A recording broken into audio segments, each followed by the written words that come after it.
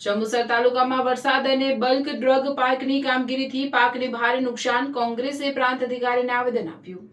જંબુસર તાલુકાના મદાફર, દેવલા, સિંધવ, ટંકારી અને દહેગામ સહિત 15 થી વધુ ગામોમાં ભારે વરસાદ અને પાણીના ભરાવાના કારણે ખેડૂતોના ઊભા પાકને વ્યાપક નુકસાન પહોંચ્યું છે। જંબુસર તાલુકા કોંગ્રેસ પ્રમુખ શરદસિંહ રણાએ પ્રાંત અધિકારીને રજૂઆત કરતા આરોપ લગાવ્યો છે કે જીઆરડીસી બલ્ક ડ્રગ પાર્કની કામગીરીના કારણે કુદરતી પાણીનો નિકાલ રૂંધાતા સ્થિતિ વધુ ગંભીર બની છે।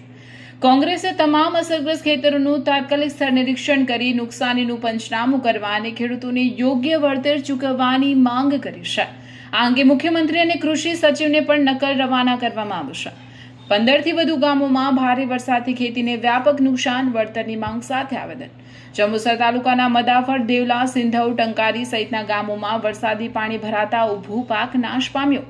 બલ્ક ડ્રગ પાર્કની કામગીરીથી પાણીનો નિકાલ અટક્યો હોવાનું તાલુકા કોંગ્રેસ પ્રમુખ શરદસિંહ રણાનો આક્ષેપ।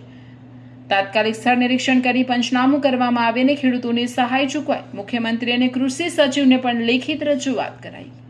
જંબુસર તાલુકા કોંગ્રેસ સમિતિ દ્વારા 12 વિભાગના ગામો ટંકારી, ડોલિયા, કલક, સરદારપુરા, વાંસેટા, ચાંદપુરા, મદાફર, કંસાગર, સિંધવ, ભડકોદરા અને એ દેવલા, ઠાકોર તલાવડી, એ તમામ ગામોની અંદર અત્યારે જે બલ્ક ડ્રગ પાર્કથી જે પાણી રોકાયું છે એ તમામ ગામની તમામ સીમ એટલે કે તમામ જે ખેતી છે નિષ્ફળ ગઈ છે।